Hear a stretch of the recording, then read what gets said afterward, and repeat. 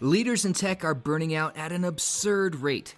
Ctrl+Alt with Lisa Duerre is a no BS conversation with one of the top female executives who spent over 25 years in Silicon Valley. If you're suffering from the always-on, never good enough, will replace you today machine called the tech space, this show's for you. Here's Lisa. Hey there, everybody. I want to give you a shot in the arm today with some real talk. You know, you can count on me for that. So our guest today said this to me before we went live, and I had to write it down. So I'm just going to say it. The more you lead, the more lonely you get. I want to let that sink in because I've known that my whole life. And I always used to say it's lonely at the top, but the more you lead, the more lonely you get. And I couldn't be happier to have you here today, Dr. Kelly Flanagan.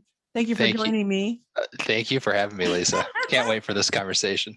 Oh my gosh. I wish people could know so much, but I'm just going to start straight off and let everyone know why you want to pay attention to this today, because Dr. Flanagan has this amazing book, True Companions. And to be honest with you, I read the study guide. I have all my notes.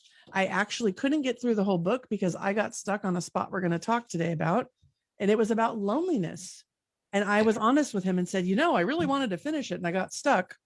And I'm not turning this into a therapy session, right? This is an interview, but I'm going to bring my stories into it. Like that's how we roll, right? So I want to talk to you guys a little bit about what Dr. Kelly Flanagan's bringing to us today, because you don't want to miss a minute of this. It's game changing on every level of every relationship if you're willing to lean into it. So let me tell you why, okay? And I'm going to read this because I don't want to miss it. So Dr. Kelly Flanagan is a psychologist, author, consultant, and speaker who enjoys walking with people through three essentials of a truly satisfying life: worthiness, belonging, and purpose. Let's just say that as you are all listening into this podcast as leaders in tech, I know you want all of this or you wouldn't be doing what you're doing. His blog writings, which is how I found him years ago, by the way, his blog writings have been featured in Reader's Digest, the Huffington Post, the 5 Love Languages, and the Today Show.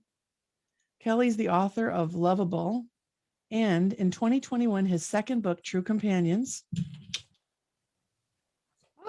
debuted as an Amazon #1 new release in several categories related to friendship, marriage, and ethics.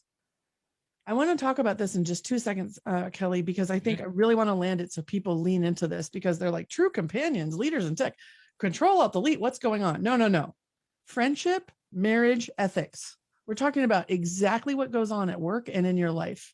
And if you want to be a leader that isn't burning out, that is energized, being present for the moments that matter, having high performance teams, and living the life that you dream of, this episode is for you. And I'm just going to land it there.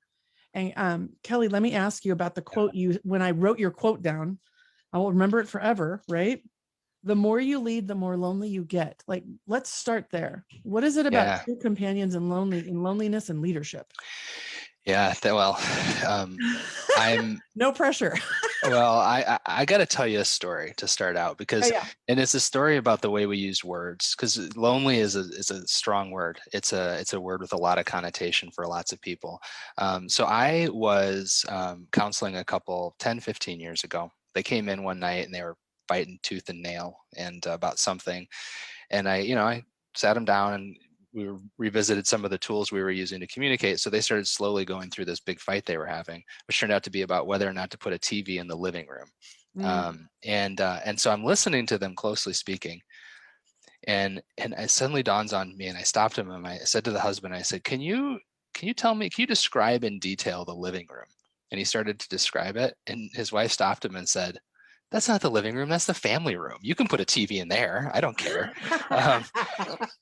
And I think that when we use the word lonely, a lot of people think of a room inside of themselves that is decorated with 3 really painful human experiences: abandonment, shame, and rejection. Abandonment being someone leaving us painfully, shame being someone telling us we're not worthy of love and belonging, which can sometimes trigger feelings of loneliness. And then isolation is physical sense that there's nobody around paying attention. Those are 3 painful and broken human experiences that we need to address and work through and release. But when I say loneliness, I'm describing an entirely different room inside of us. It's a room that contains your uniqueness, the things about you that only you can understand, that no one else is ever going to get. No matter how much a spouse loves you or an employee adores you, there are parts of you that no one is going to understand. And there's parts of you that no one else can access. It's in the center of you. No one else can get in there. You're alone by yourself in there.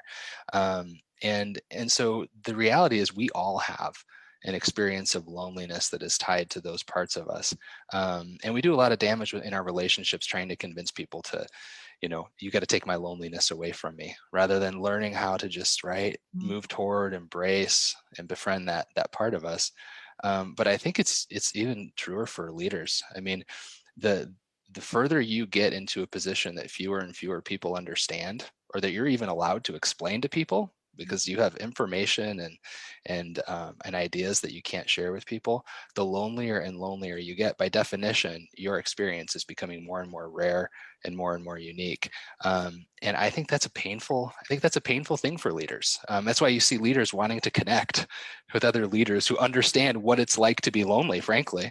And that's one of the messages of True Companions, is that instead of trying to get people to take our loneliness away from us or eliminate it, what if we just decided to share our loneliness with each other? And ironically, in the process of sharing our loneliness, hey, this is what it's like to be me and be lonely. This is what it's like to be you and be lonely. All of a sudden, we feel a little bit less alone in the world. And so I love the idea of leaders coming together and saying, it's lonely here. What's it like to be lonely in you as a leader?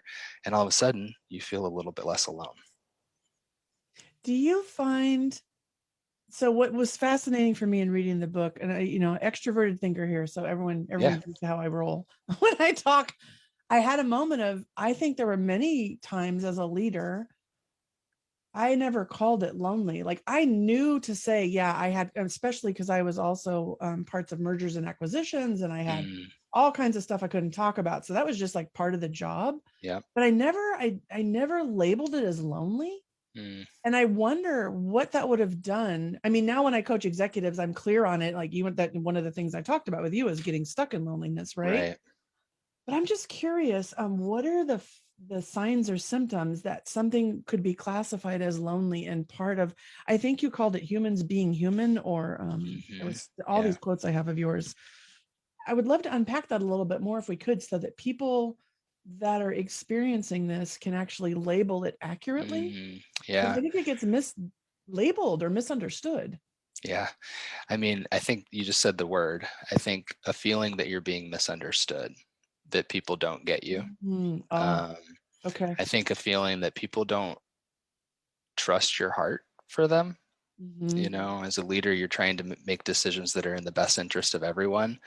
And so a lot of times they aren't in the perfect interest of anyone. And so people can feel, are you really trying to take care of me? Are you really trying to do what's in the best interest of everybody here? And so that's a very painful sort of loneliness, to feel like your intentions aren't trusted, and your leadership isn't trusted. So, and frankly, a lot of leaders will get into patterns of trying to defend their leadership as a result, which becomes a destructive, toxic thing within the company or the organization or a family. And so instead, to just be able to learn how to abide with your own sense of loneliness, and to know that it's okay to not sway the opinions of other people. It's okay to stay open-hearted to them anyways, instead of defensive, and to stay open-hearted to yourself, and know that your loneliness isn't saying something bad about you. It's just saying that you're human, and in a position as a human being where you're more likely to feel loneliness than not. Wow. I think of all the epidemic of medication being taken, and the burnout culture. My phrase is always, the always on, never good enough will replace you tomorrow or today, in some cases in tech, and how lonely it is to live with that frame of reference already, and then the medication that goes on top, because, oh, you're anxious, oh, you're depressed. Imagine a world where you're like, wait, I'm lonely, and I'm going to take care of myself, and I'm going to make sure I'm okay and whole, so that I can then be the best leader, spouse, parent, friend. That's, you just Lisa, you're amazing because you just named the empowering thing about this concept of embracing our loneliness, because it sounds a little disempowering at first. Like I'm just supposed to accept that I'm lonely and that's what it's like to be human. But as long as you're holding everyone else responsible for your loneliness, you're also assigning them the responsibility for taking care of you. And right. And when you're doing that, like care feels like the scarcest resource in the world.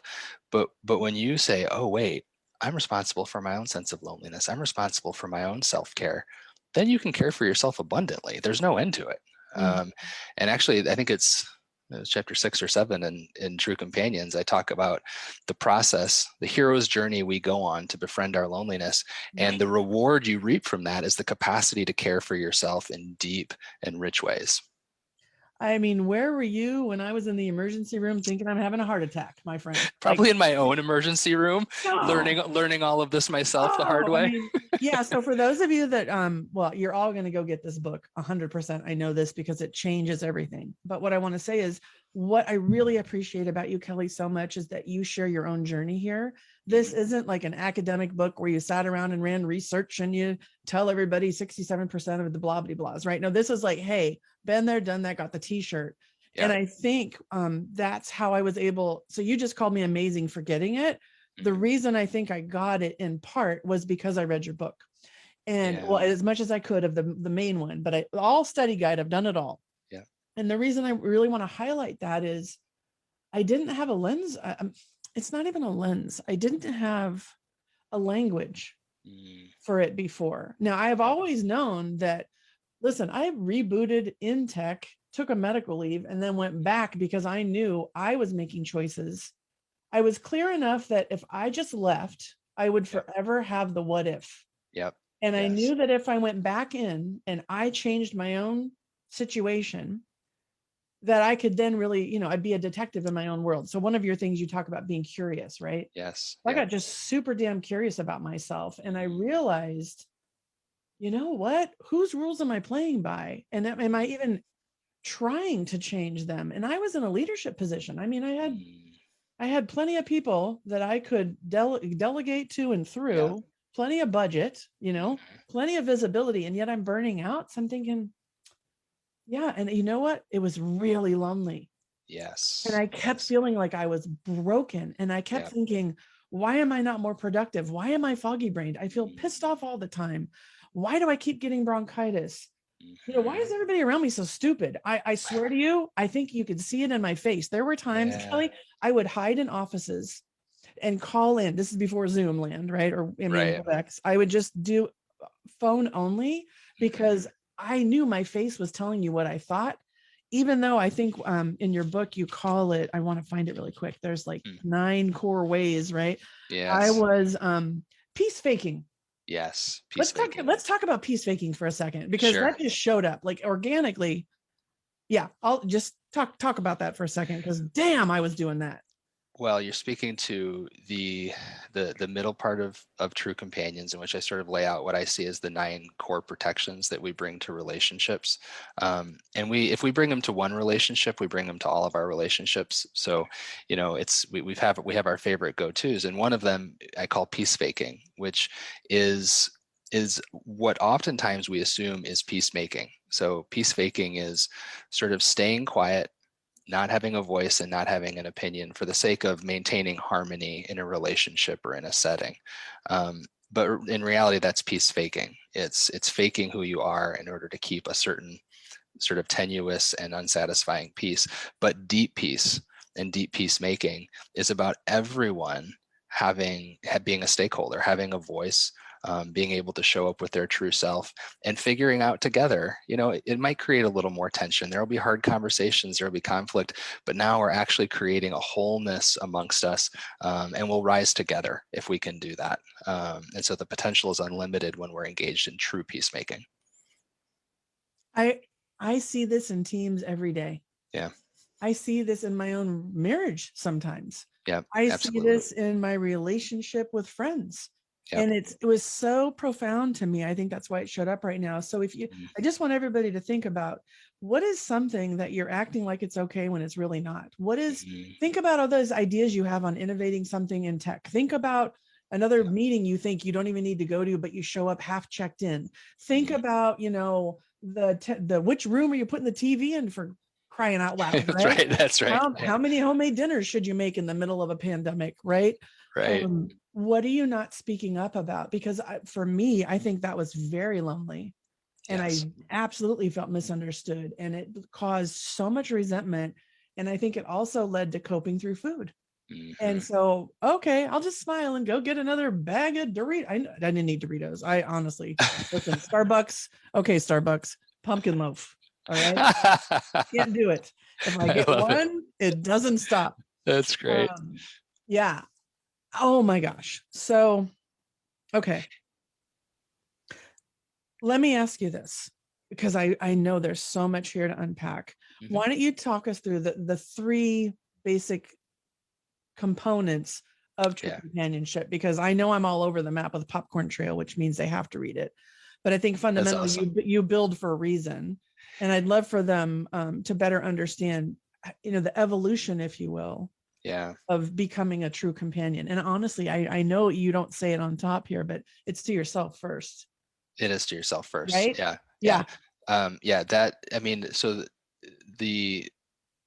in my book, Lovable, I wrote letters to my kids and bookended every part of the book with a letter to my kids. And in this book, I do the same thing, except I write those letters to my wife. And actually the first letter in the book, which opens the loneliness part of the book, is a letter entitled, "Before I can belong to you, I have to belong to myself." And so that concept is pretty much at the core of the loneliness piece. I want to go. It's okay if I go back and then go through the three. Okay. We're sitting there. If we were together, we'd be drinking our coffee. I wouldn't have the pumpkin loaf, and we'd just be. There you go. You go. Yeah. Yeah. Sounds good. Yeah. So I wrote a book called Lovable that was about overcoming our shame, embracing our worthiness, and finding belonging by showing up authentically in the world and seeing who celebrates it. Right.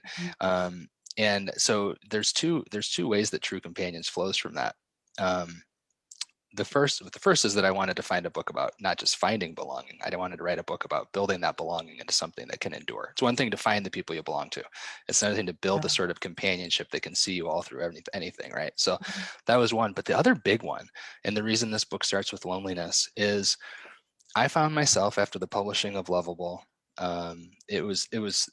It came out of a culmination of my journey of overcoming my shame, and through publishing it and beginning to introduce it to the world, I felt my shame diminishing more and more. I really had a much more steady sense of my own worthiness and value. And then, but something really disorienting happened, which is I was feeling just as lonely as ever. And I started to say to myself, wait a second. I thought when I quit feeling ashamed, I'd quit feeling lonely, right? It's like. Yeah. Shame is shrinking, loneliness is lingering. What's going on here? And I couldn't find anybody who wrote about them as two separate things. Everyone sort of assumes that they're one and the same, and I know that they're not. And so I realized that I needed to write about this idea that our loneliness and our shame are separate, and our shame we do want to diminish, but our loneliness will last forever. Is what I wanted to talk about. And so one of the ways I try to help people distinguish that, for anybody who's listening, you're like, oh, what's the difference between the two? Yeah. So if you were to complete the sentence, I feel lonely because blank. Oftentimes shame is everything that completes the rest of the sentence. I feel lonely because I'm too talkative. I feel lonely because I'm not pretty enough. I feel lonely because, I don't have enough. Engineer. Not an engineer. Like we can come up with. Company. Yeah. There you go. Yeah. And so our shame actually is weaponized loneliness. It takes our loneliness and then it turns it back on ourselves and says it's and creates a toxicity about it. But if we can separate the two, and we can just recognize that it's a pretty lonely thing to be human, to be walking around inside of skin no one else can get into, and you're all alone in there, and no one's ever going to totally understand it. Then if we can know that and embrace that, and get to know ourselves better in the context of our loneliness, then we'll quit doing damage to our relationships by asking our relationships to fix our loneliness or take it away. So that's the first part of true companions, is that journey into our loneliness, and the capacity to be present in our companionship as lonely people who are talking about loneliness but not trying to fix it for each other. And then the second piece of true companions is this idea that that even once we've embraced our loneliness, we all have habits of protecting ourselves in relationships. So we deeply want to connect with each other. We came into the world with what I call a connective self. But when that connective self got hurt, we built a protective self around it to protect that part of us that wants to connect. So we're showing up as two people in relationships all the time. I tell people at marriage retreats, they say that when you get married, two become one. But the problem is before that, you were both two people. Like you were both a connective self and a protective self, right? And so we have to be conscious of and aware that as we are trying to deepen our companionship with people, that we're working at cross purposes with ourselves. We want to connect with them, but we're also habitually constantly protecting, peacefaking being one of those protections. Can you say that again? That's so important. Sure. Yeah. I know we just got to do that again. Yeah, absolutely. So we have two. I don't even think I can say it because I was taking it all in. Sure. We're at odds with ourselves or with each other because there's the connective and the protective. That's the thing is we think we're at odds with each other, but we're really at odds with ourselves. Okay. Yeah. Yes. Okay. Yeah. We think you're the problem because we're not getting along. But in reality, the main issue for each of us is that, yes, we're in this relationship because we want to connect. But I also am constantly habitually protecting. So I'm working at cross purposes with myself. I want to connect with you, but I feel I have habits of protection to keep myself safe that I'm constantly enacting. And so in companionship, what you have is two people who have mutually agreed to take responsibility for their own protections and to quit using them. Rather than going here's your protections, you need to go quit using them and fix them. We actually both it's that whole, you get three fingers pointing back at you. It's like, I'll do my part to be aware of, observe, and quit acting from my protections. And you'll do your part. And together we can trust that the companionship will take care of itself if we can do that. I've never thought about it as protecting until right now. I mean, I read it, right? I think it just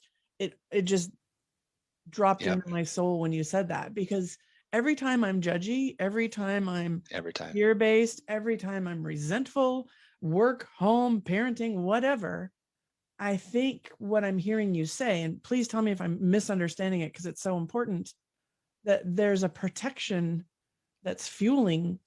Yeah, you're protecting yourself from being, you're proactively protecting yourself from being diminished by others. Yeah, by doing those things. We're all doing it. I do it all the time. I don't want to tell you the things I observed in the last 24 hours.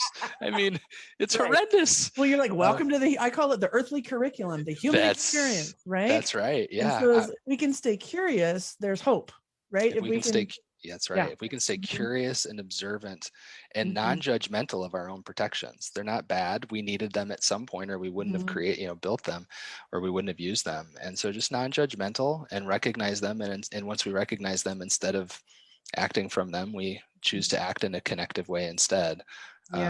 So that's the second part of true companions. Thank you for the double click on that. Yep. So, okay, there's the loneliness, then there's the protecting. Yep. And connection. Yep. And then the last, if I had to say, if I had to sum it up, I'd say that true companions redeems for our relationship three parts of the human experience: loneliness, protectiveness, and our temporariness.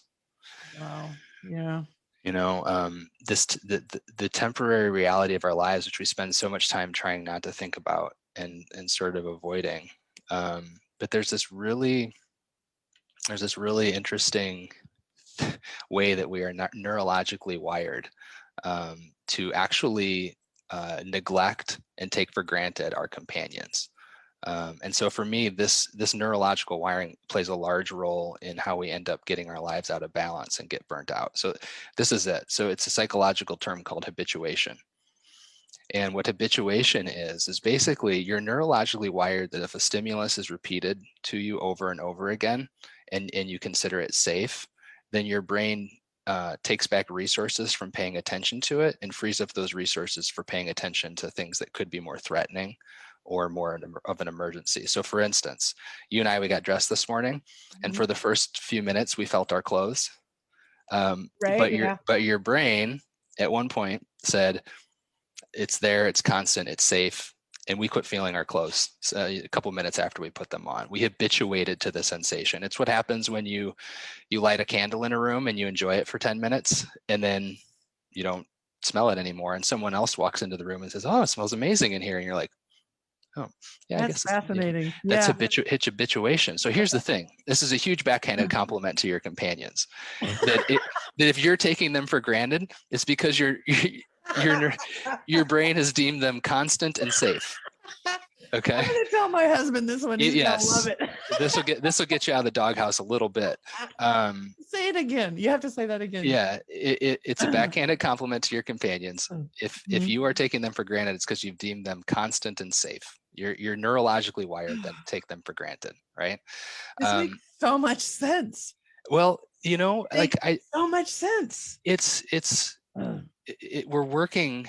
I mean, it's a really good way we're wired. Your nervous system is designed to free up its attention for things that could be dangerous, right? Which is why you're more inclined to focus on the next crisis, the next stressor, the next responsibility than you are on your people. And this is how we get way down the road toward burnout and skewed in that direction. And so there's a great line of research by this researcher, this psychologist. Her name is Laura Carstensen at Stanford. And I read about this research in a book called Being Mortal by Atul Gawande. I think I'm pronouncing it correctly. And the research basically showed that for the most part, on autopilot, our minds and values are oriented towards expansion, achievement, accumulation, and these sorts of values. And that there's essentially only one perspective on life that automatically guarantees a more balanced approach that causes you to want to and to value ordinary everyday pleasures, presence, and deepening your connections with your existing companions. And that perspective, as she describes it, is the priming of our fragility, the awareness that we are temporary and fragile, this thing that we normally just don't want to pay much attention to.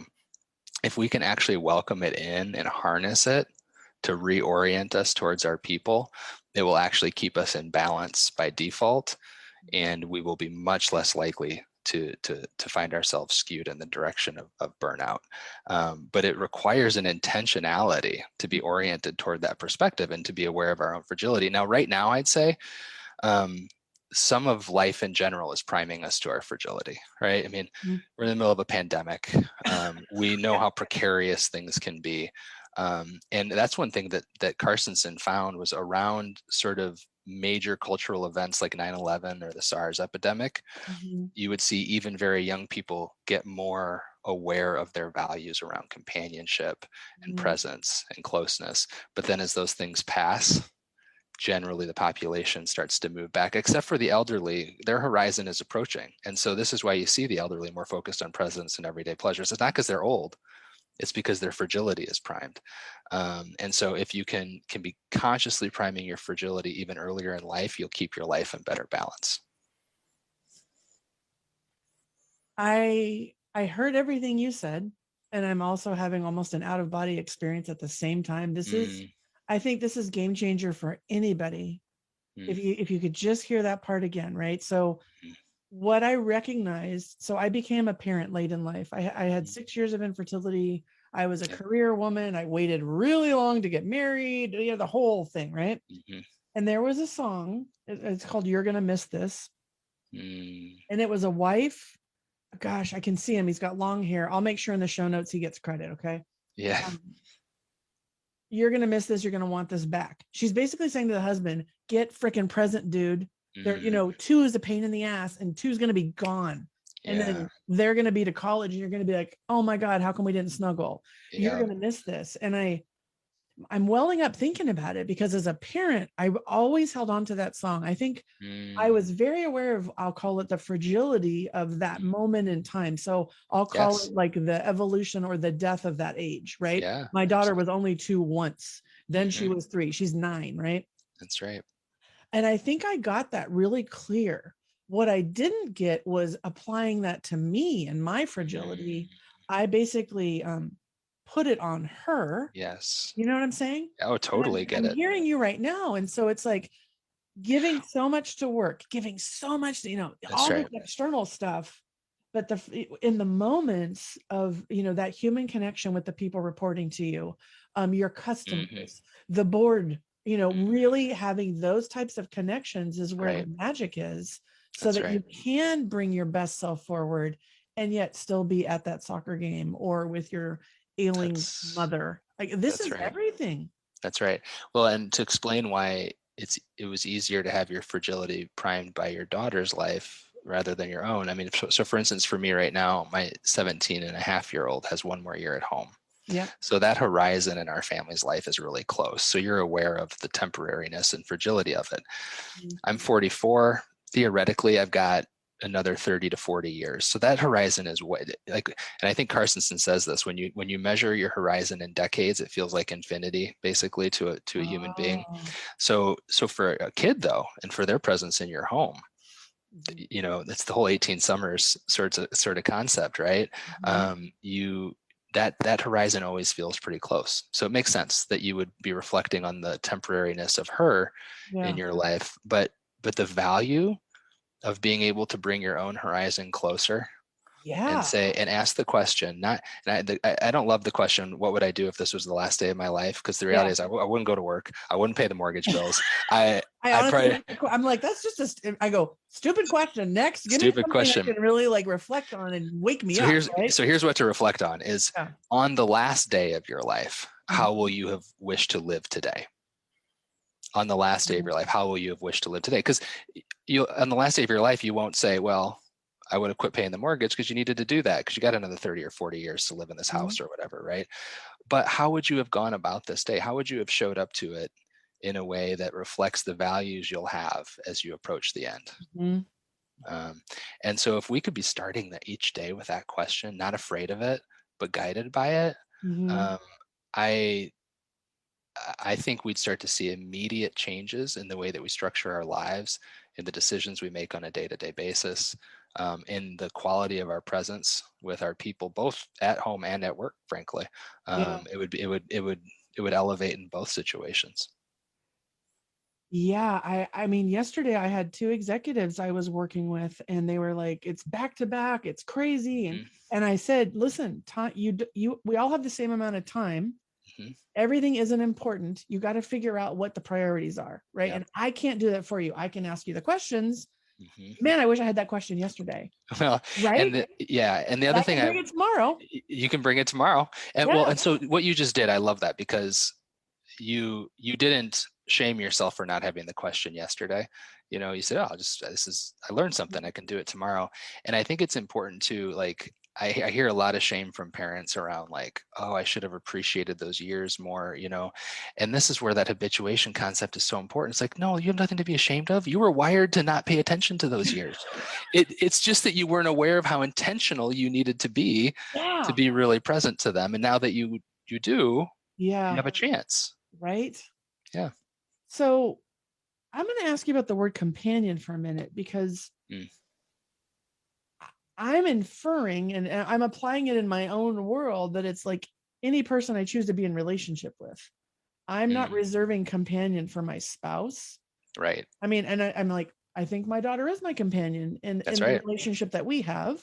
Yep. But so am I on the right track there? Like, for those of us listening in, maybe there's a single mom, maybe there's people with no kids, maybe, you're a widow and you just want to, run your startup. Like, I don't know.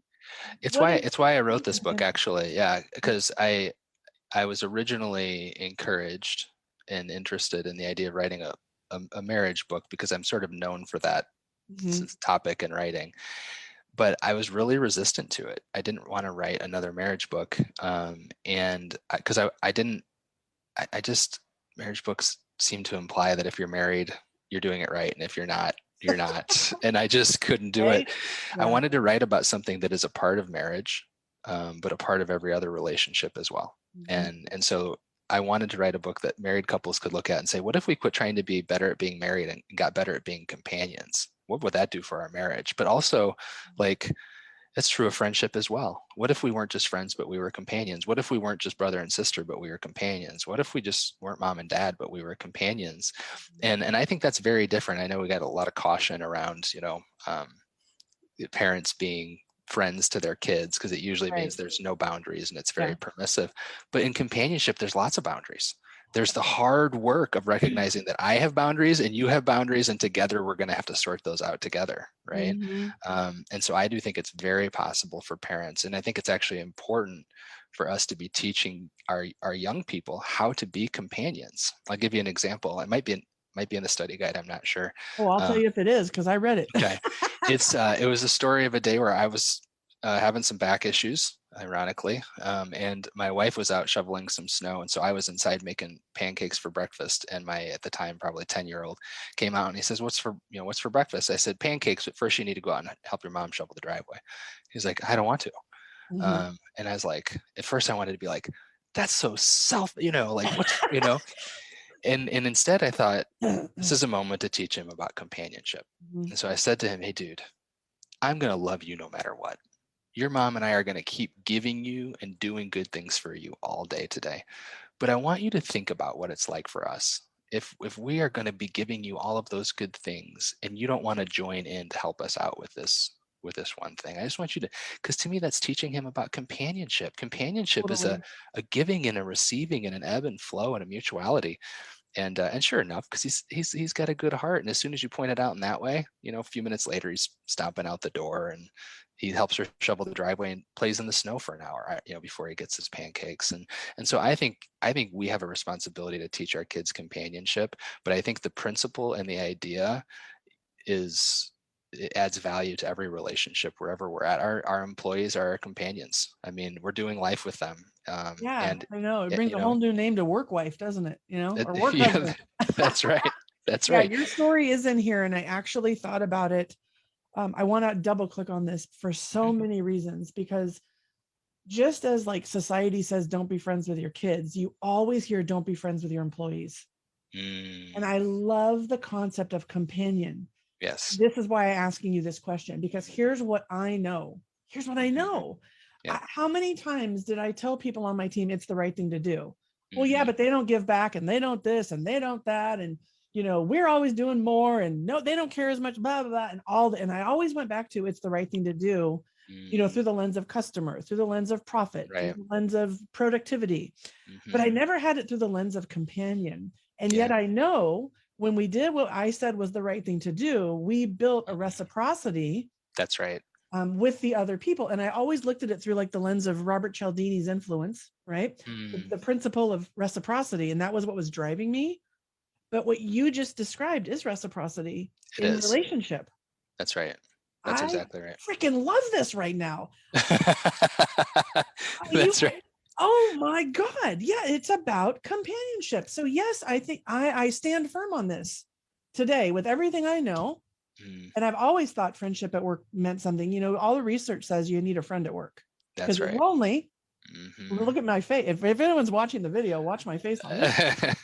But I think you need lots of companions at work in order to move the needle. If you want high performance, the principles you describe in this book can get you there. I mean, that's the foundation. If you take that protective layer off, you embrace your own loneliness, and it's not someone else's problem.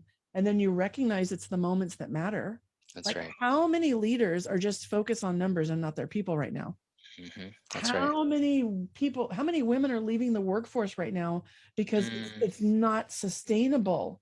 That's right. And all they want to do is say, I need some flexibility. Can we do it this way? But they don't talk about it because it doesn't feel safe.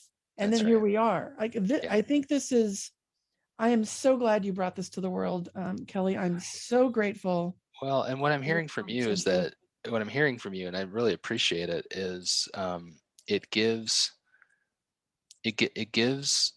leaders a way to value and to work on relationships in the workplace in a way that doesn't have to feel unboundaried, sort of relationally permissive. Yes. That you still,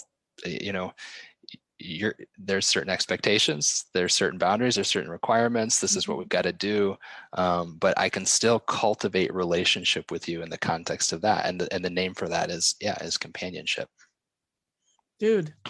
Yeah. Yeah. There's your subtitle of your next one. We can talk. I'll write your forward. There you go. This is game changing.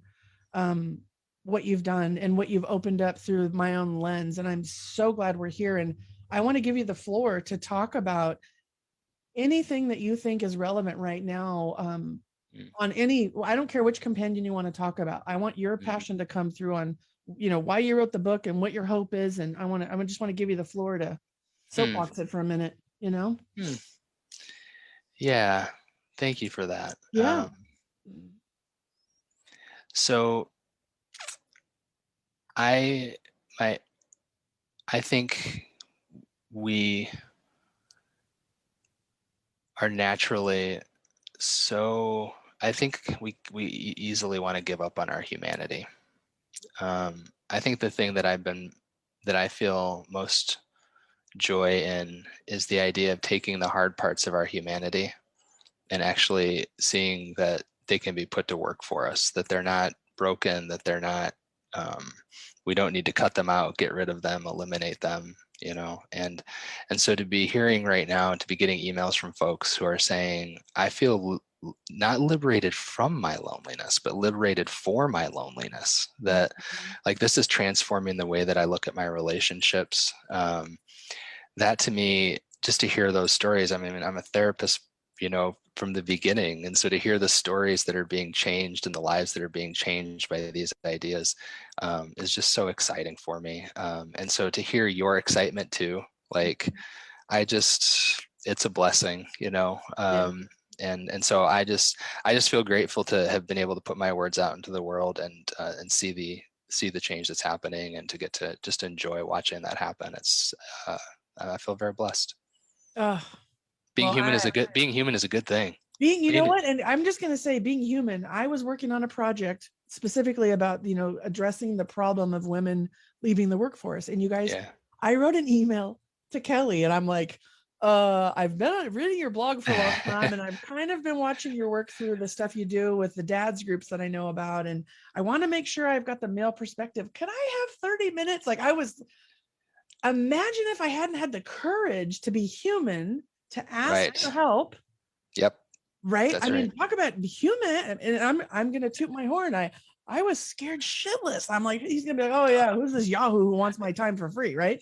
Yeah. But I knew we had enough in common that if I didn't ask, it was one of those, I'd regret it. And oh my gosh, my life has changed. Well, I mean, you turned feeling a little bit lost and confused about what to do into like something really, so I just love that. Like if we aren't afraid of those moments, if we can embrace them and move towards them, they become our teachers. And by the way, it's so funny to me to think that you'd be scared of me. I'm like a frightened little puppy dog myself. Like, aren't we all? Right? Yes. But when you're lonely and you're shamed, if I use your word, the shame's kicking in. Like I feel lonely because I don't have my PhD. Who am I to blah blah blah? That's right. And I thought, who am I not to? Like he can say no. He can have his own boundary. Yeah, and we had a blast that 30 minutes. Didn't we? I think both of us. Yeah, I know. Yeah. Well, that's how we ended up here. That's right. I mean, everyone's benefiting because you brought this into the world, and I didn't even know the book was coming out when I reached out. Like it's divine. Yes. And I'm just, you guys, you need to go get the book, okay? And study guide, like no joke. He writes it in a way that he tells you how to do it, so you don't have to be dependent. I mean, if you want to talk about a legacy. Right. And helping people do it on their own time in their own way. Your study guide. I mean, you guys look at my marks. Fabulous. I loved it. I mean, bring it into a team meeting, people. Bring it into a team meeting. You want the idea? Yeah. The idea is that each of the 5 sessions is meant to trigger three great conversations each amongst you and your people. And absolutely. Yeah. Yeah. Well, so how do people find you? Okay. I'm going to ask you 2 questions.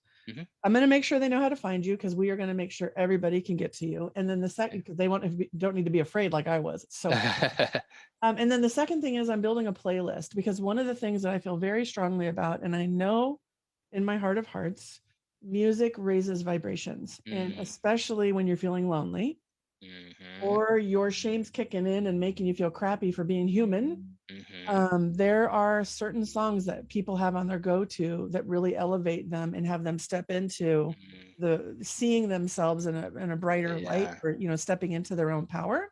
Yep. So how do people find you, and what's your go-to song? That's like my favorite question I've ever had. I write to music, and I wrote the whole book to a certain playlist. Are you And I bet there's serious? a way. Yeah, I'm sure I could share if people have Apple Music, at least I could share the playlist with you, and they could just click on the link and get access to the playlist, right? And Look at that's me, possible. because we Yeah. didn't even know we had this in common. A playlist is Oh, everything. it's Freaking everything. awesome. Okay. Yeah. So, I mean, I'll tell you the first song from the playlist that came to mind. Yeah. It's got a pretty diverse range of music on it, but it's a song called "Grow as We Go" by Benjamin Platt, I think is his name. He was Grow the as we go. Grow as We Go. He was the Dear Evan Hansen guy. So yeah, Ben Platt, Grow as We Go. I think it's a beautiful song. It's got a song on there by a group called Penny and Sparrow, called Don't Want to Be Without You, which is a clever song about reincarnation. And if I have to come back as like a barrette, I'll do that to be in your hair. It's just a cute little That's song. awesome. But anyways, there's a lot of fun songs on here. And yeah, I'll share the playlist with you. That's awesome. So if you were to pick one, is it the Grow as We Go, or is it would be, that's sort of sappy. If I have to pick one, it'd be, I mean, the first song on the playlist is Closed Hand Full of Friends by Foy Vance. Closed Hand. Why that song? Because what is it about that song that does for you? Because it's about going on a journey, and that as long as you have friends to go with you, you'll sort it out. You can rejoice in the presence of your companions on the way, and it's a fantastic song. So I listen to it a lot. I can't wait to listen to this. Okay, how do you want people to find you? I mean, I stalked you, of course. They don't need to be that shy, right? Yes. Well, people can come to my website, which is drkellyflanagan.com, drkellyflanagan.com. If they want to stick around and be on my email list and get my monthly, I call it my help letter, because I try to never deliver an email that doesn't have help in it. You can go to the top right corner right now, and there's a button that says Get Your Guide, and they're going to get a 52-week guide for walking through worthiness, belonging, and purpose. And each week has a reading and a practice for the week. And so I think it's really helpful and useful. And then they'll be on the email list. So drkellyflanagan.com for that. If they're interested in True Companions, they can go to truecompanionsbook.com, truecompanionsbook.com, and find out more about it and go from there. But it's available wherever books are sold. So I just love it. You guys, run, don't walk. Serious. So sweet. Thank you. No, I'm serious. I was joking with Kelly that I'm Oprah. I just have to read this. And I thought, no, everybody knows who knows me or listens to me or engages with me knows I don't hold back. When it's something that I'm a huge ambassador when something connects like this did. Yeah. And I'm so grateful for you saying yes to that crazy email I wrote. I'm so grateful to have had the lead time to actually read this before we did this podcast. Yeah. And I am I'm inspired and I'm hopeful. And you guys, drkellyflanagan.com, you want to make it happen. And True Companions. Here it is again, one more time. The feeling is so mutual. I'm blessed by this connection with you. So thank you. Yeah, thank you so much. All right. Well, make it a great day. Listen to the songs. We'll get the playlist in the show notes too. Yep. And know that you're not alone, and lonely. To be lonely is to be human. Right? To be lonely is to be human. That's a great way to end it. Full circle. I love it. All right. Thanks, everybody. Yep.